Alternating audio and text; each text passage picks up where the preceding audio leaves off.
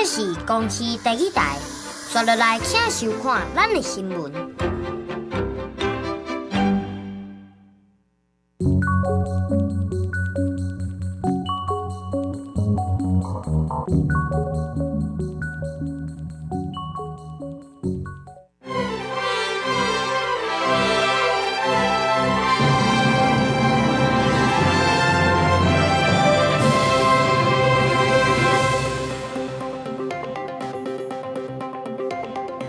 观众朋友，大家好，欢迎收看8月30公视第一台下晡新闻，我是陈淑君。咱先来看今天有什么新闻重点。苏拉风台目前伫个乱片，南西风的海面上路线往南，风快已经卡到台湾的南部，肯定的风雨已经真大了。台北上海双向论坛早起举行，蒋万安是表示，双向论坛是两岸关系真重要的指标。高中小学今仔开学咯，也毋过真侪学校去找代理教师，天高咧已经脱线台南高雄，校园防疫工作嘛是真要紧。新闻开始来看，强烈风台苏拉目前是位伫个乱片南西风的海面上向西北西移动，北风快已经卡到台湾的南部，屏东恒春半岛都爱特别注意哦。台湾附近的海面还有巴士海峡风影嘛愈来愈大咯。咱来看气象局上新的说明。强烈台风苏拉目前的位置在鹅銮鼻的南西方，大约180公里的海面上，未来持续向西北西的方向移动。气象局持续针对台湾东南部海面、台湾巴士海峡、东沙大海面跟台湾海峡发布海上警报，也要提醒台风暴风圈正笼罩了屏东、恒春半岛这些地方。目前风跟雨还是比较持续，提醒大家可能在这地方的民众还是要特别注意。我们从雷达回波可以看到，透过台风外围环流的影响。今天包含在宜兰、大台北地区、花东、恒春半岛、屏东地区都有一些下雨的情况，尤其在恒春半岛地方下雨的情况，目前看起来是相对是比较明显一点的。西半部地区看起来雨是比较偏零星。我们看一下整体的沉降作用造成的高温的情形，图上代表红色的地方有35度高温以上的情况，包含在嘉义以北到桃园这些地方。此外，在金门也有33.7度的高温，而紫色这个区块分布在竹苗这些地方，从这边高温我们可以看到，今天整体的高温在苗栗累积到2点的时候有40.3的高温，另外在竹苗也都有37度以上的高温分布的情形。今天整体的高温都还是比较持续，主要来说受到台风外围环流的影响，所以沉降作用造成高温的情形，跟过去来说受到太阳辐射照射以后，高温通常分布只有在中午12点前后比较不一样。预估高温的时间还是可能会持续相对一段时间，所以请大家还是特别注意一下。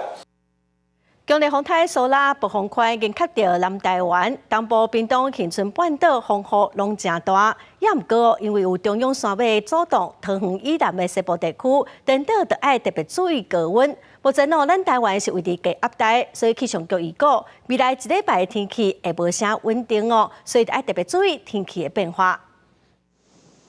强烈风台苏拉强度继续增加，伫11点的时，风台中心当咧台湾南边190公里的所在，暴风圈已经卡到南台湾，未来会继续往西北西的方向行。目前已经为东半部，尤其台东甲屏东带来大风甲雨水。气象局也将对这寡地区发布大雨甲大水雨特报。直到明天白天这段期间。主要降雨的热区，除了东半部地区，特别要注意，都是刚才提到的台东南端，还有屏东南端、恒春半岛这些地方，下雨的情况依旧是比较持续一点点。随着台风明天持续向西移动，环境比较偏南风以后，到时候在中南部地区，其实天气也是比较不稳定。因为中央山脉30台湾东半部偏西半部天气是差真济，桃园以南要注意36度以上的高温。明仔载开始，毋但中南部天气会开始无稳定，因为台湾当咧低压带当中，未来一礼拜拢要注意天气的变化。在台湾南端是有个9号台风苏拉，另外在东侧。11号台风海葵，另外在更东侧有个热带性低气压，这3个热带性低气压都是处于在一个大的季风低压带里面，它之间的交互作用的影响是非常的复杂，气象局将持续密切观察。花莲、台东、恒春除了要注意大水雨以外，也要注意强阵风，尤其恒春半岛的风可能会达到10级。另外，当咧年度大潮，风影也会豆豆变大，要注意海水倒灌的情形。记者郭文条随台北报道。丰泰苏拉接近又搁拄到今仔是中元节的大楼，高雄屏东沿海地区各地势较低所在，因为海水倒急弄淹水。高雄的基顶早起水是淹到大人的脚肚林，屏东东港的东经理水嘛淹到半个人遐尼悬，往来东港小琉球的东流线受到风台影响，过道开始停驶咯。明仔载嘛会全部停驶一日。惊断着水是大人甲菜篮摕悬了水断去，还佫摊翻断着中原普渡大日子，卡踏伫水中继续做生意。我在这卖3年多，第2次，我遇到第2次而已。就是水泛上了。对，还好，就是不会觉得很奇怪啊。透早7点左右，高雄基顶派出所进前，还佫临近巷弄较低的所在，拄着大楼水深1度来到成人的骹步。这大沟啊有坑啊，有领土啊。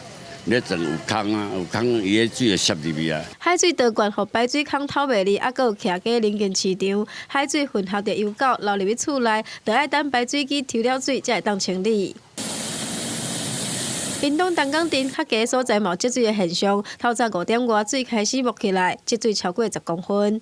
交通啊，学生啊，要上课，啊，甲一寡要上班的，较迄落尔。高屏这2个所在积水伫早时9点了后陆续退去，不过风台影响嘛逼近。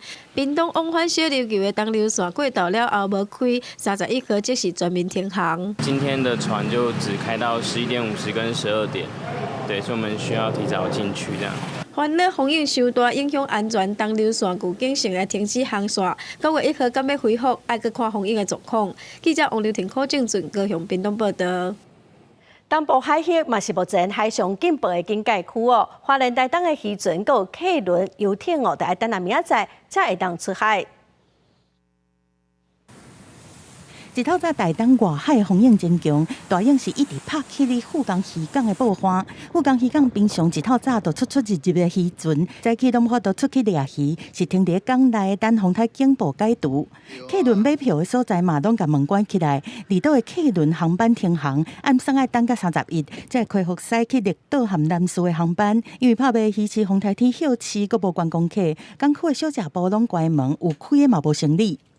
会经过啊，也是蛮少的，因为台风天毕竟没什么人。花莲渔港虽然是离风台较远，但是海边的风影嘛同款真大，渔船无法度出海去作业，拢伫港内避风。热天真侪人爱去的太平洋海上看海翁的游艇，这礼拜嘛因为风台无法度载人客出去看，大约2000个游客肯定受影响。目前来讲，就是已经有3天的行程是停航的，但是后续客人要回复速度也有很慢。东部外海海上的风台警报嘛是继续在发布，不过这摆花莲和台东无伫个陆上风台警报的警戒范围，风雨无介大，但是县府嘛同款是呼吁民众，未来24点钟东部会有好大雨发生，山区的民众要做好防灾准备。记者综合报道。政治新闻来看，鸿海的创办人郭台铭要展开连署参选2024年的总统，嘛讲要找好友谊郭文哲、林佳比哦，大家来瞧看卖的。昨暗郭台铭甲郭文哲有伫一场活动拄着，也毋过2人只是简单小借问。郭文哲讲哦，这个联络滑头就走，好友谊定义嘛讲今仔并无甲郭台铭约要见面。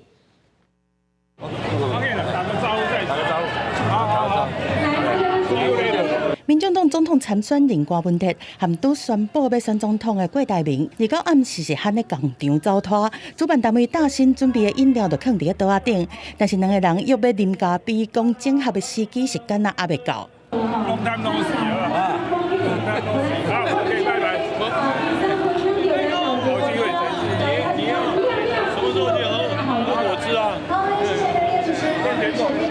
短短讲无30秒，郭文哲就赶要离开。郭台铭佫讲，郭文哲讲啥物，伊是无听清楚，独家己甲2杯年茶拢啉互他。他讲话你们没听到？没有，太吵了。我也没听到，是我自己要喝的。我这杯要喝完再喝下一杯。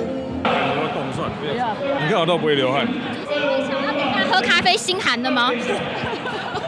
其实郭文德和郭台铭同款，暗时7点就到现场，但是郭台铭先上台低输20几分，郭文德是选伫舞台后壁徛咧等，互动是有够冷。不过事后郭台铭伫面册发文讲，听到郭文德讲疫情期间的防疫计程车是感觉真佩服，强调讲互相欣赏、互相鼓励都是团结的基础。佮讲希望有机会会当佮和郭主席做伙来啉年茶，参详国事。原本是传出郭台铭侯友宜30要见面，但是侯阵营对顶悬到下骹拢好人。国民党副主席连胜文佮逼讲，家己进前已经和郭台铭见面，对方同款坚持要过去哩后落来，无互因谈判的空间。市长邱毅认为说，让韩国瑜来整合在野3人不合适吧？郭台铭坚30早起侯友宜继续走市政的行程，无要回应政治的问题。民进党总统参选人赖清德是无行程。记者综合报道。2023年台北上海双城论坛今仔早起举行，两个市长是签署3项合作的备忘录。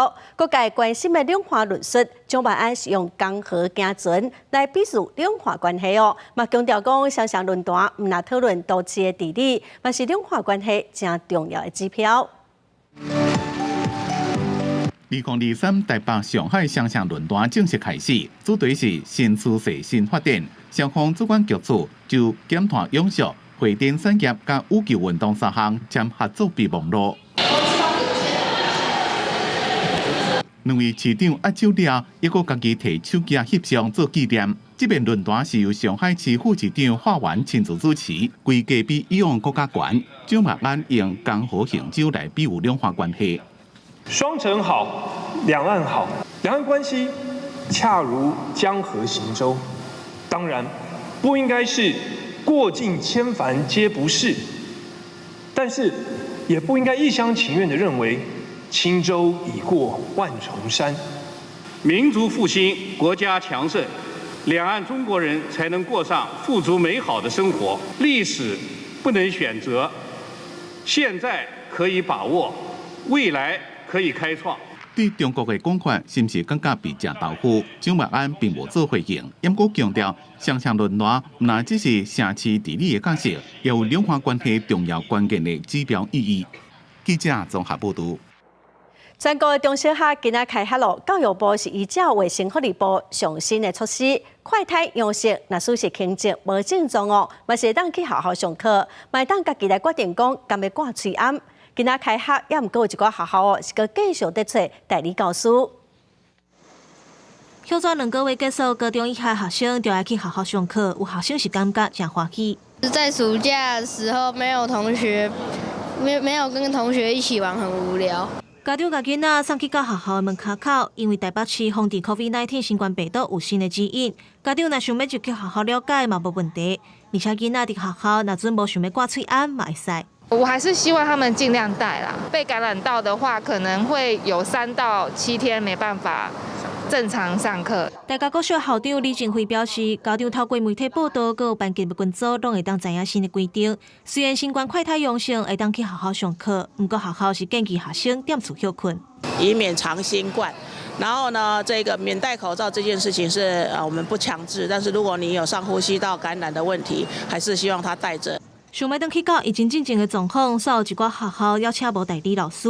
台北市中山国中本地招考到8月中，已经拢准备好势啊。煞伫开学进前1礼拜，理化佮数学拢有专任老师要请病假半年到1档的时间。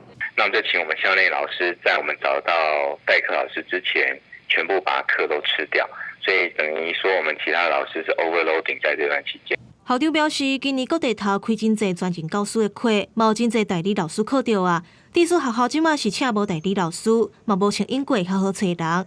不过学校老师身体出问题，爱请病假嘛无法度，即马就是爱拍拼继续找人。加在学校内底的老师拢真愿意互相斗相共。记者林晓辉、王兴忠、沈志明台北报道。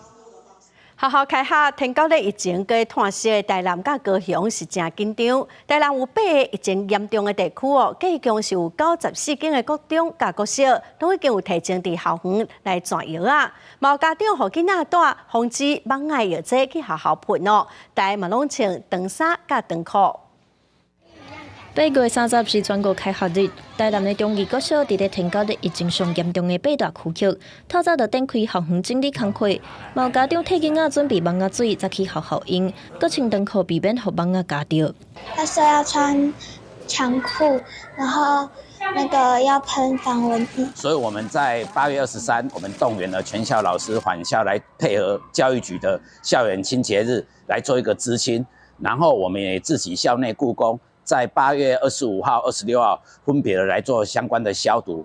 同款的状况嘛出现伫高雄，多数学校赶伫开学前清水沟啊，做天教的phòng地，佮提供蚊仔水予学生使用。那所以环境的消毒整洁，班级的一个卫生维护是首要。全台天教的超过3000例，同在区的台南19个增加161例，创下高日新高。目前已经累计2744例，连续一礼拜达日的病例数拢超过100例，已经有27个行政区出现确诊病例。台南市长黄伟哲头早嘛去巡视校园的状况。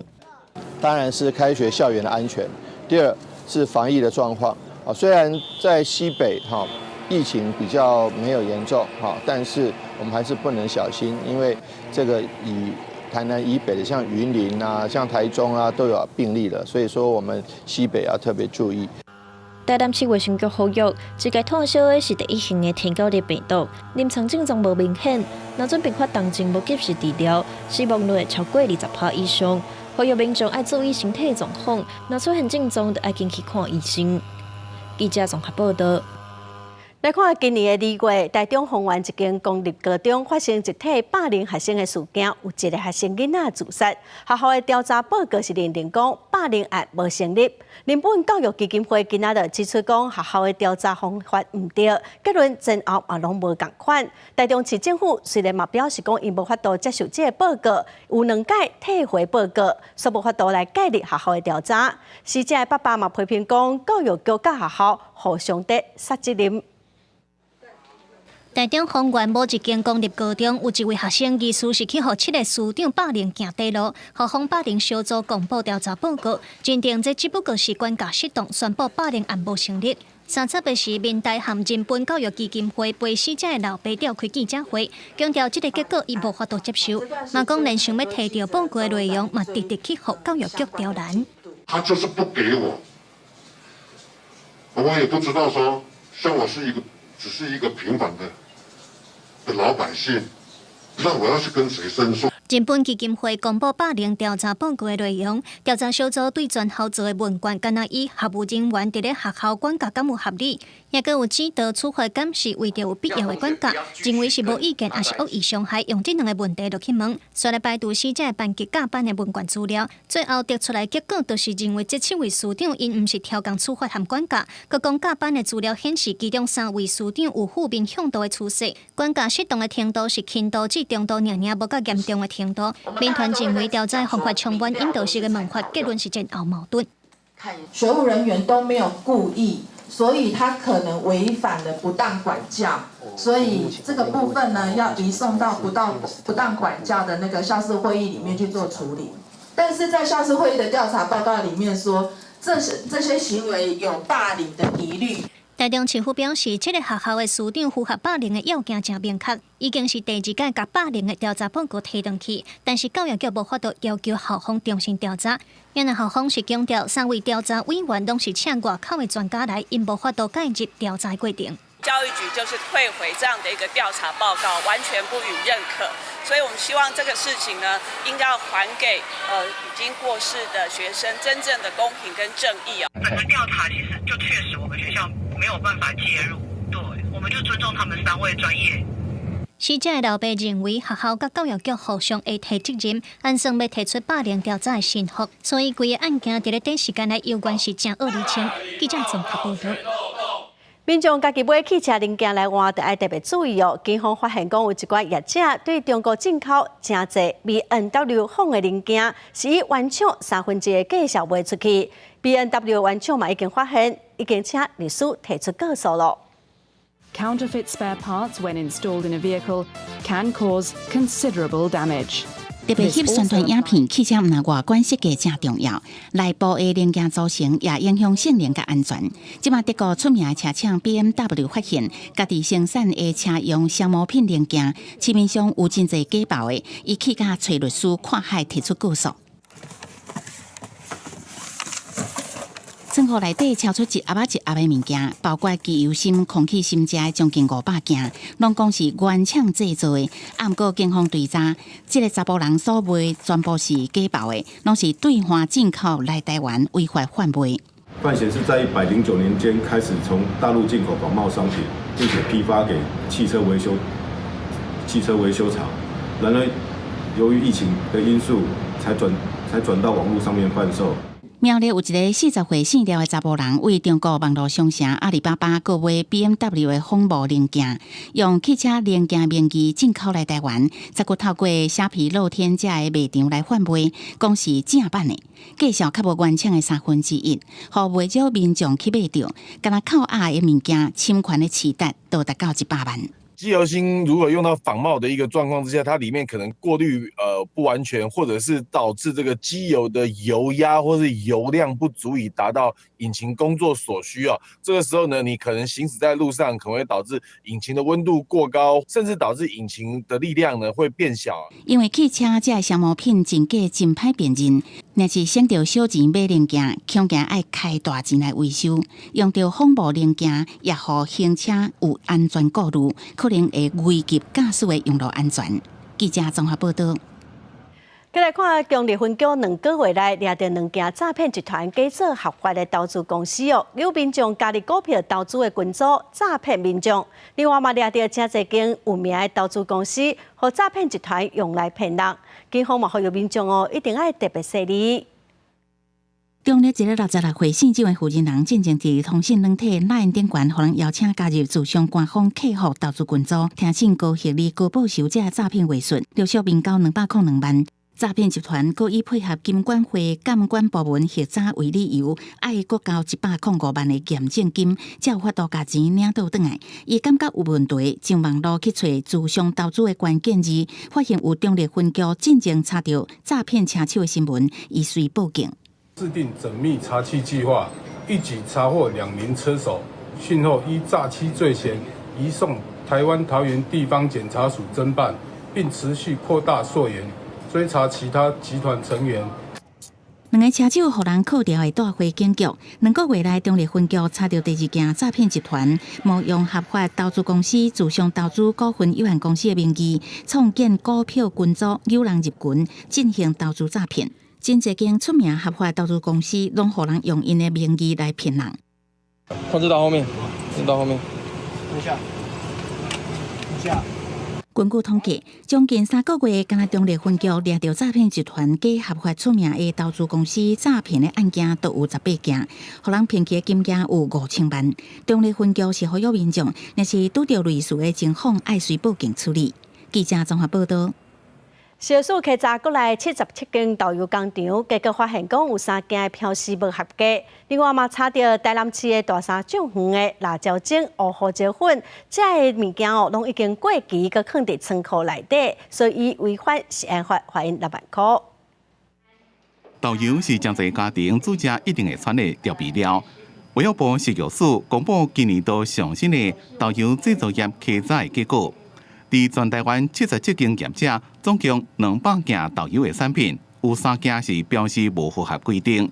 另外查到1间伫咧台南市的大沙酱园，是采过期的辣椒精、乌胡椒粉、甲乌底油等调味料，违反食安法。该罚6万。我们在那个它摆放这个原料的这个角落柜里面被我们发现，那看起来是很久都没有用了。但我们确实跟业者核实过，这个他也没有使用。若是国内食安出问题，边境也查到无合格的产品。联富食品公司自意大利进口的乌松露被验出重金属铬超过标准，已经全部退运或者是销毁。自今年以来，已经有7杯意大利的松露违规。食药署已经向文和意大利的经济贸易文化推广办事处，要求对方在10月16进前提出说明。意大利它的整个松露的情形，它有不合格，刚刚讲过有7批不合格的情形，所以我们把它管制，加强边境抽烟50%，管制半年到明年为止。另外，莫德纳 XBB.1.5 疫苗的相关资料，业者伫6月底已经送食药署，延过8月23才过报件。食药署表示，伫最近将会进行审查，并且提报到紧急使用授权 EUA 专家会议，上紧伫1个月内有机会让通过。记者综合报道。国内疫苗厂商高端宣布讲，应该新冠疫苗的技术授权予世界卫生组织甲联合国相关的单位，这是全球疫苗的头一例哦。但是未来会当技术佮授权予第三方，高端会当收到授权金咯。今仔早起哦，高端疫苗的股票一开盘就大起。Today, we are proud to announce that we will be out-licensing our COVID-19 vaccine technology through the COVID-19 Technology Access Pool, commonly referred to as CTAP. 世界卫生组织药品专利联盟和 COVID-19 技术为处伫29宣布讲，摕到台湾疫苗厂商高端研发的新冠疫苗机转许可协议，创全球疫苗的第一例。谭德赛博士在2022年的5月，他表达说 ，WHO 对现在还没有私人企业的疫苗愿意加入 CTAP 这个平台。那我们有听到他声音，我们当然也进一步来跟他接洽说，那我们有这个意愿，那我们有机会跟他们谈这种蛋白质次单位蛋白的 COVID-19 的技术平台，它非常适用在所谓的新兴市场，只要保存在2到8度C。它是一个好用又好运输的一种疫苗。高端表示讲，经过技术专家评估，红选择是全球第一间参加 WHO CTAP 和联合国 MPP 计划的疫苗制造商，希望会当和国际组织做伙合作推动全球新冠疫苗的扩大使用。未来若个授权予第三方，会收合理而且会当负担的授权金，来促进疫苗制造技术全球广泛的应用。这是高端迄当中疫苗的设计。是对应武汉肺炎的原始病毒株，对新型的变异株的有效性，同款是引起关注。其实高端疫苗陆陆续续也有做一些实验室的一些分析方法，看看对于这个所谓的新的变异株有哪些的反应。未来如果有进一步的进展，会再跟大家报告。高端强调讲，这项合作有可能会当让各国用较低成本伫当地来生产疫苗，增强供应链的韧性，得到2倍质疫苗制造的技术，这是一个好的开始，为未来面对更较严重的大流行来做好准备。记者综合报道。2005年，日本发生火车败马的事故，造成107个人死亡。当初有罹难者的家属就拍拼来推动 JR 西日本安全的改革，甲外部的监督。交通部甲道路局和罹难者的家属，嘛邀请日本的家属，佮有专家学者来台湾访问交流哦，嘛讲借因的经验来推动台铁的安全改革。2年外前，台铁铁路局列车败马意外，造成49个人不幸死亡。几多位罹难者的家属遭铁路局的目屎，继续监督台铁的改革。今年4月中，应甲交通部去日本交流，希望会当学习日本过去的安全改革的经验。伫这个月，国家邀请日本的教授甲维族的家属4位来台湾访问。会发觉台铁会很多里面有很多问题，盘根错节的问题包括文化制度、体制人员。还有一些横向纵向的沟通，包括我们建立的一些安全管理系统，还有第三方评鉴的这个制度，但是我们觉得还是不够所以其中有一项最重要就是组织的改革。2005年，日本福岛三线事故造成107人死亡，562人受伤。迄当阵牵手甲小妹拢伫意外中死亡的前野弥山，这18年来，甲其他罹难者家属最近伫咧啥？JR 西日本安全改革甲外部监督，让事故发生率大幅度下降78%。そしてその安全フォローアップ会議の中で当事者と私ども、そして第三者という学者が入って3つの問題で事故の組織的な問題がここにあるよということを共有することができました。因一个人将会继续6天的行程，甲交通部抑有事故委座进行更较侪交流。交通部长王国材表示，台铁将会成立外部监督机制，由铁路局事故罹难者的家属陈凤仪，甲前交通部长贺丹丹等人担任调集人，继续甲悲痛转做改革的力量。记者综合报道。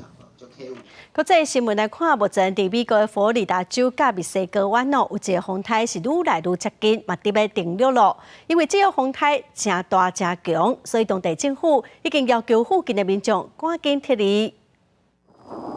佛罗里达州西华旅游区纳布勒斯附近的马可岛，即马风雨正大。美国国家国防中心讲，墨西哥湾温暖的海水可能会让意大利亚伫登陆进程就变做正危险的三级飓风，并且会伫沿海地区跟3到5公尺悬的大型。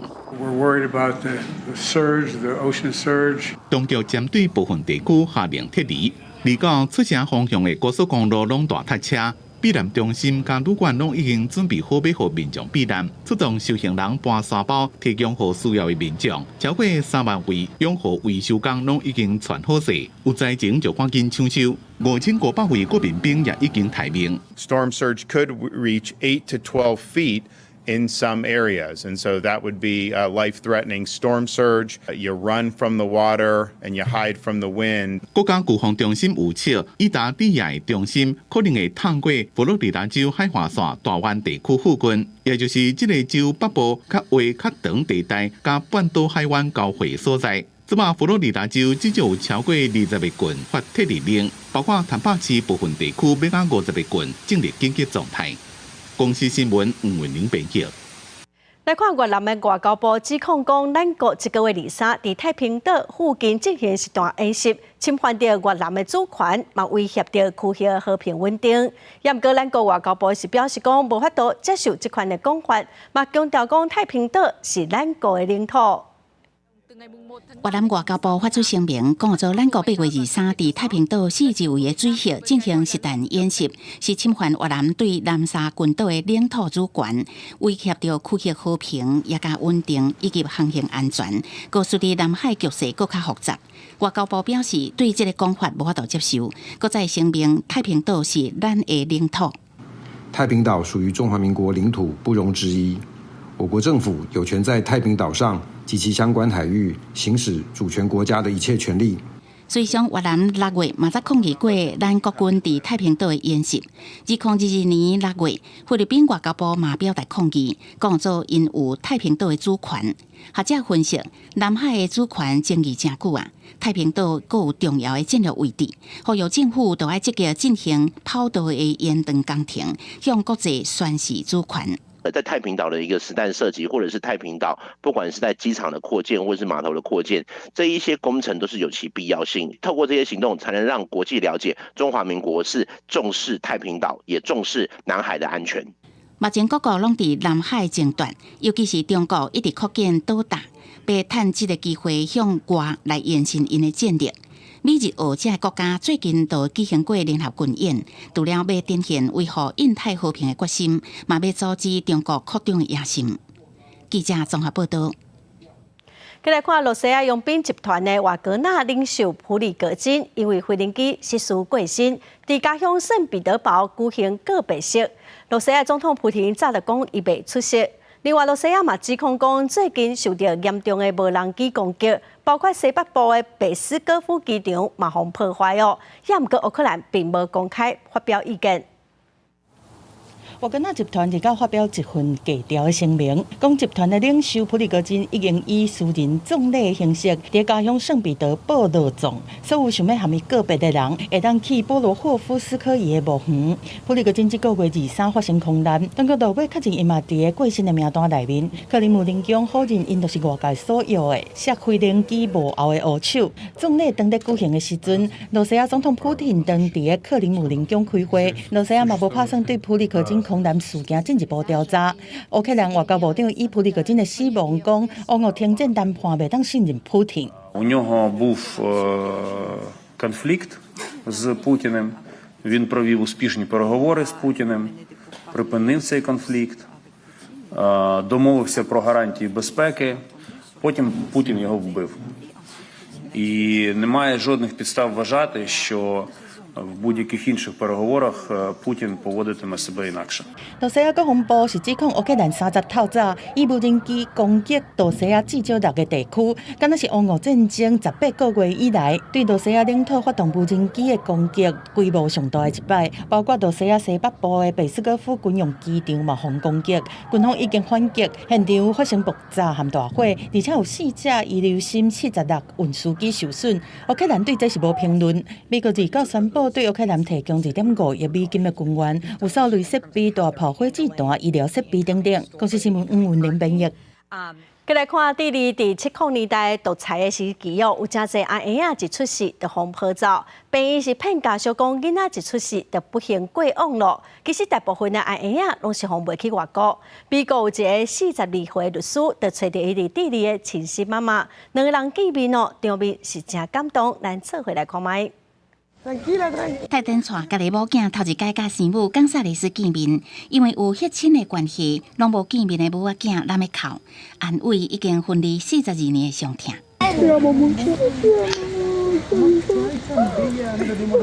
She says, "Mijo, you have no idea the oceans I've cried for you. How many nights I've laid awake, praying that God let me live long enough to learn what happened to you."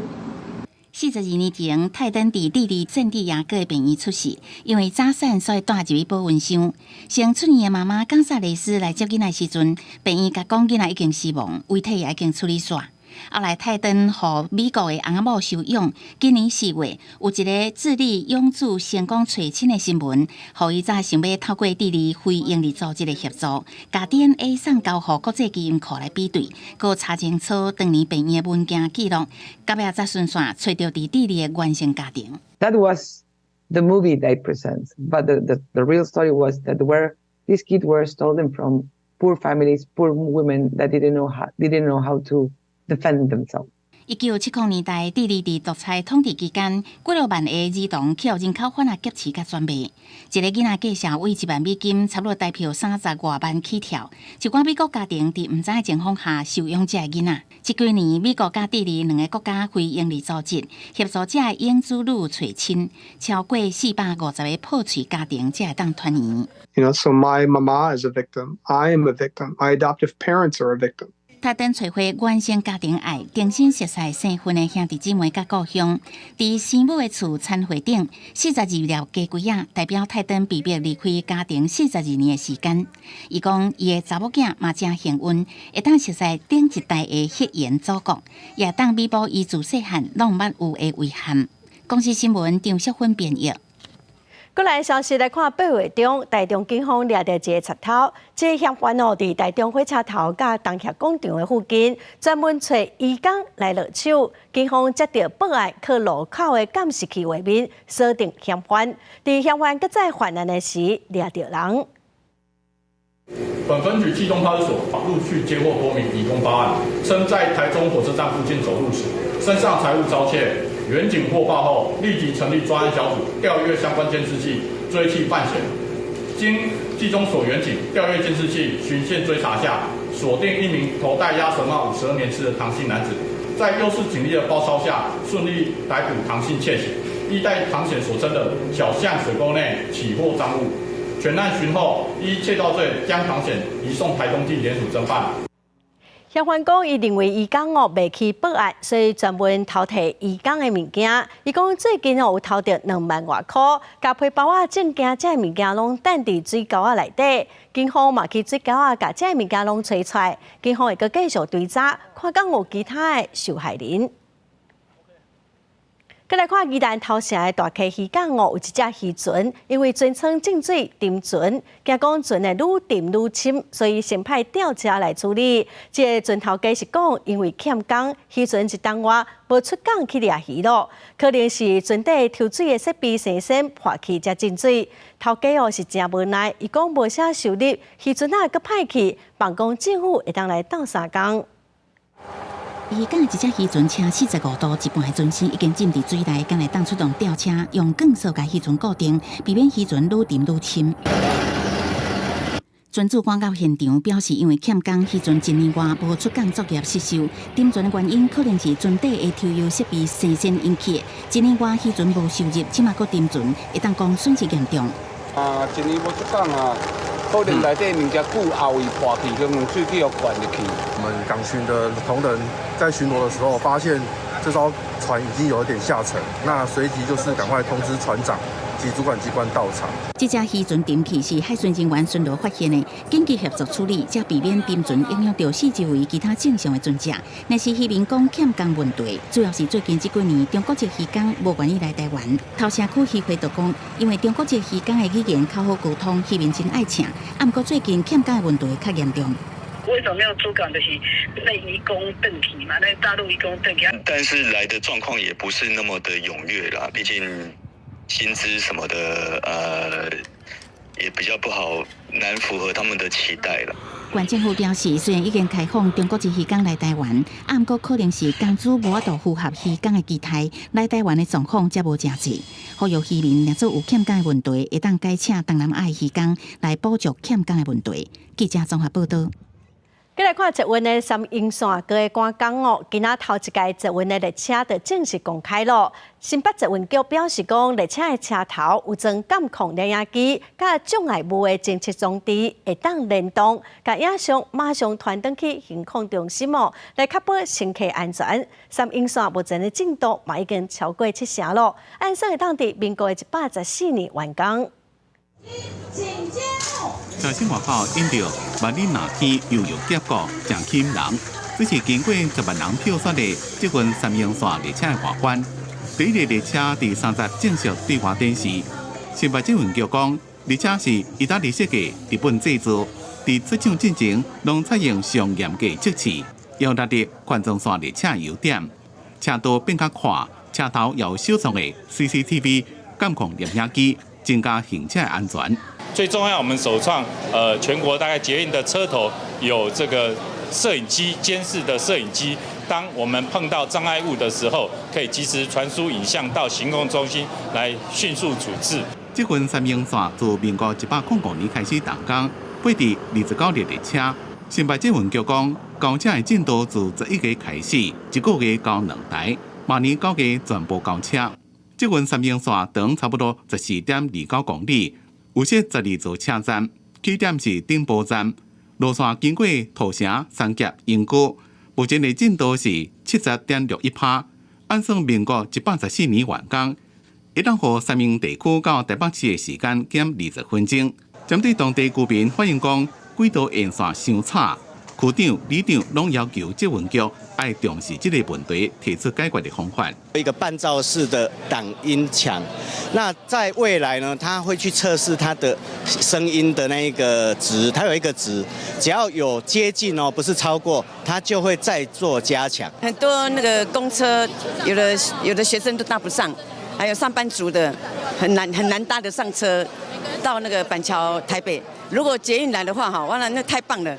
对我们三峡人来讲是非常非常好的一件事情。新北捷运局讲，三英线按算12个全线拢连起来，轨道将会全部拢铺好，明年就能看到列车上线测试，离通车更加进一步。因那民众反映的噪音的问题，目前有装半大式的隔音墙，透过列车测试，伫咧正式通车进前会滚动式检讨改善噪音。记者综合报道。来看惠林县今年国校1年级的学生囡仔只有4474个人哦，佮比去年减少288个。惠林县教育处是表示讲，未来豆豆甲一寡较细间的学校收起来，学校只剩4个年级有学生哦，就改做分校；只剩2个年级有学生囡仔，就改做分班。最后只要家长同意，学校就会收起来，也是讲甲其他学校合并。小朋友真欢喜咧画图，画上许多生活互相分享。新的学期开学日，惠林县长和平国小，今年国小1年的新生只有1位，但校方提前规划，部分的课程以混合教学，希望虽然只有1位新生，买当予囡仔多元学习。的学生人数虽然比较少，但是呢，老师反而因为这样子能够分出更多的时间来照顾每一位孩子，因此对于孩子的差异化教学有很大的帮助。如果你慢点去，他们还有课后辅导。嘿，我有时候上班还是怎样还可以说留到5点还是怎样。文管部教处表示，受到少子化影响，今年包括高雄彰化等地，陆续传出各校裁并校。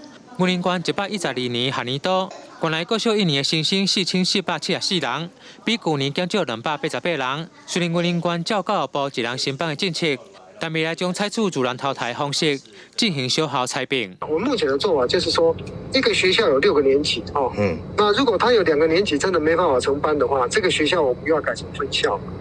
改成分校。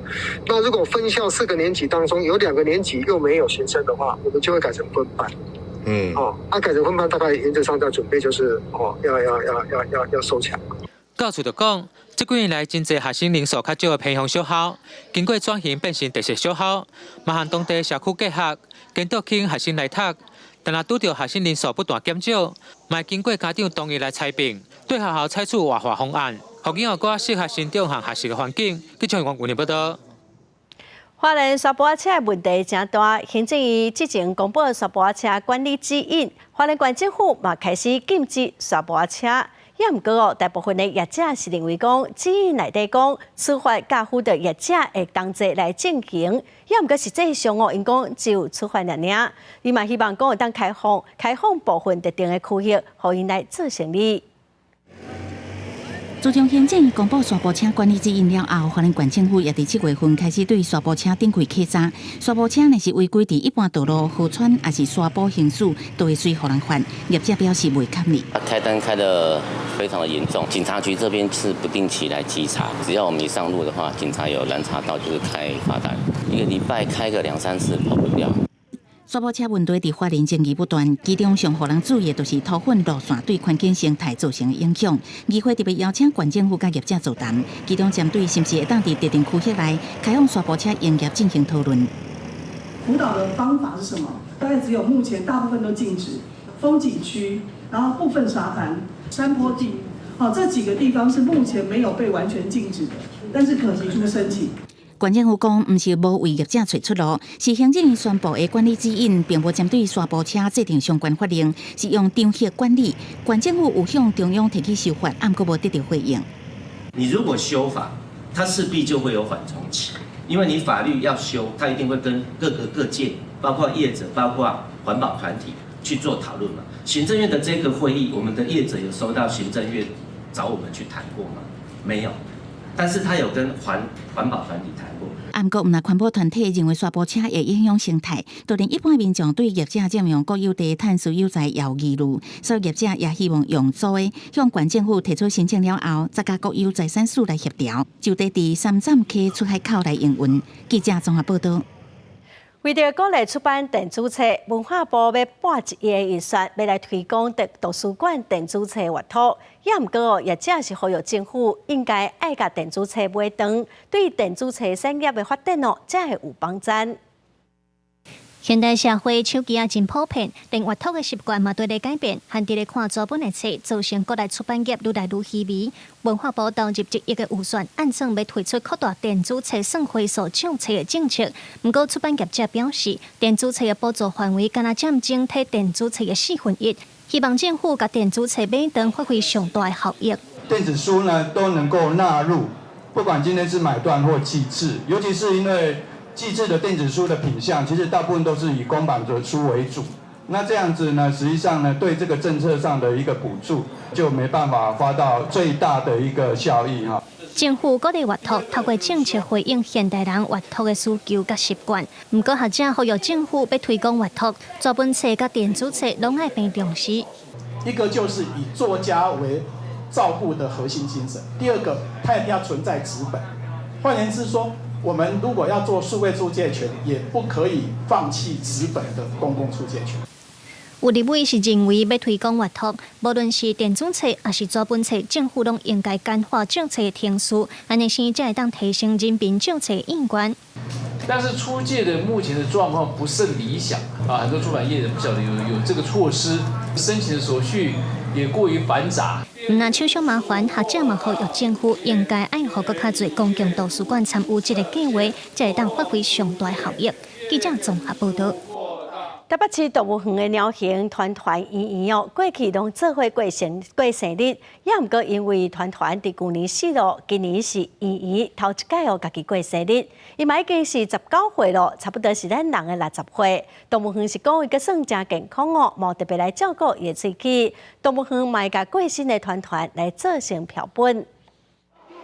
工作人员捧出鸡卵糕，顶头有感谢做的19岁辣条，佮红菜头刻的生日快乐。刷下来换主角圆圆入场，来到鸡卵糕头前，伊先摕顶头的苹果，大喙食起来。当年庆祝生日的重头戏，演鸡卵糕，就离要食感谢的时阵来啊！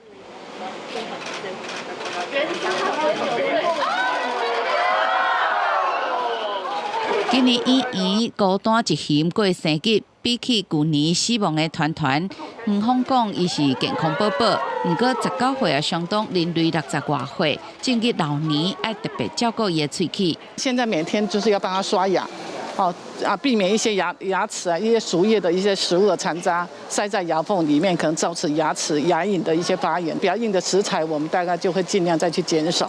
19岁鸡卵糕有一个小设计，上正边放有天使公权的龛，以此来怀念团。伫伊旧年11月死亡进前，园方已经完成留存伊的干细胞，佮有精液，提供研究有关伊的皮甲骨头已经进入标本制作定数。开过专家群会议，那目前的决定就是说，我们还是会去尽可能保留它的骨骼跟皮毛，这个部分我们就是已经都决定会去保留。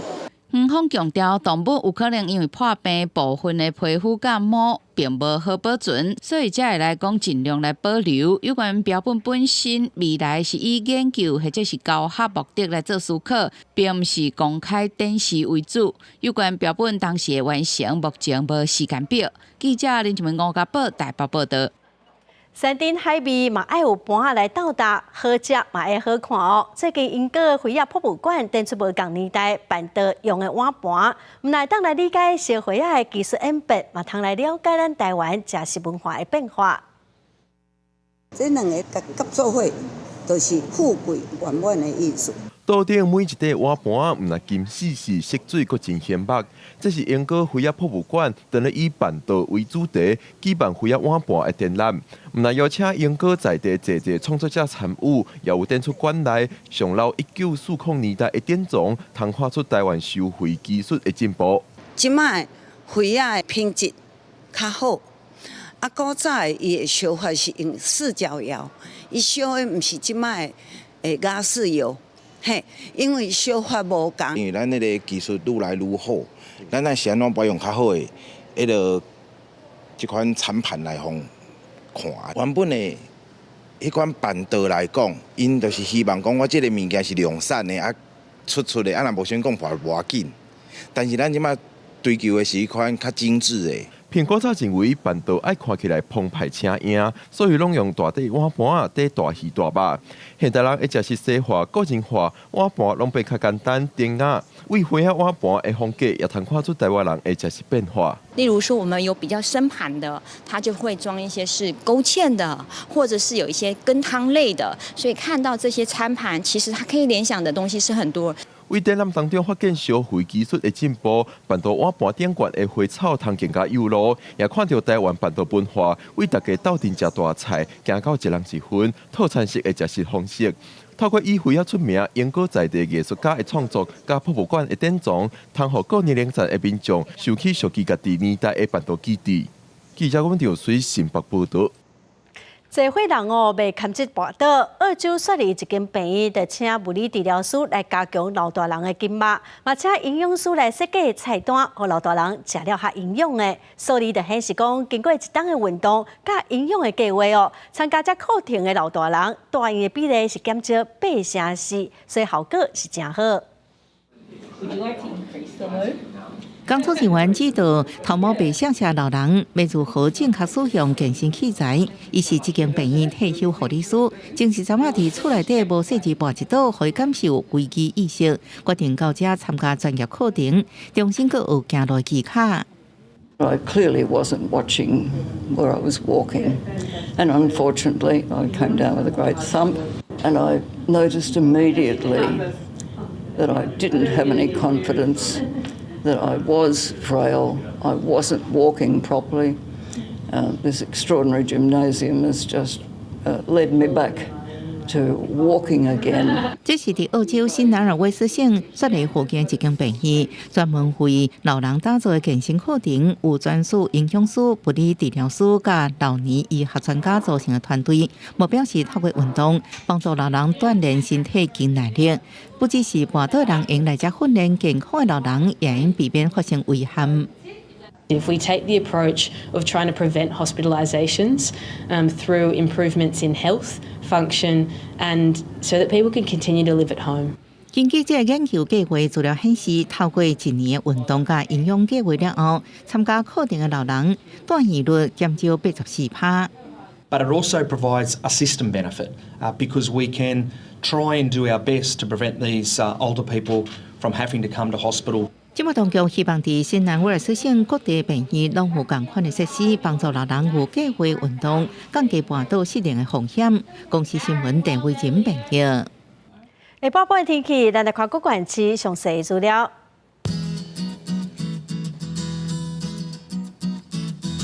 北部地区上低30度，上悬37度。中部地区上低32度，上悬37度；南部地区上低30度，上悬36度；东部地区上低29度，上悬32度；外岛地区上低27度，上悬34度。再来看未来3天的天气。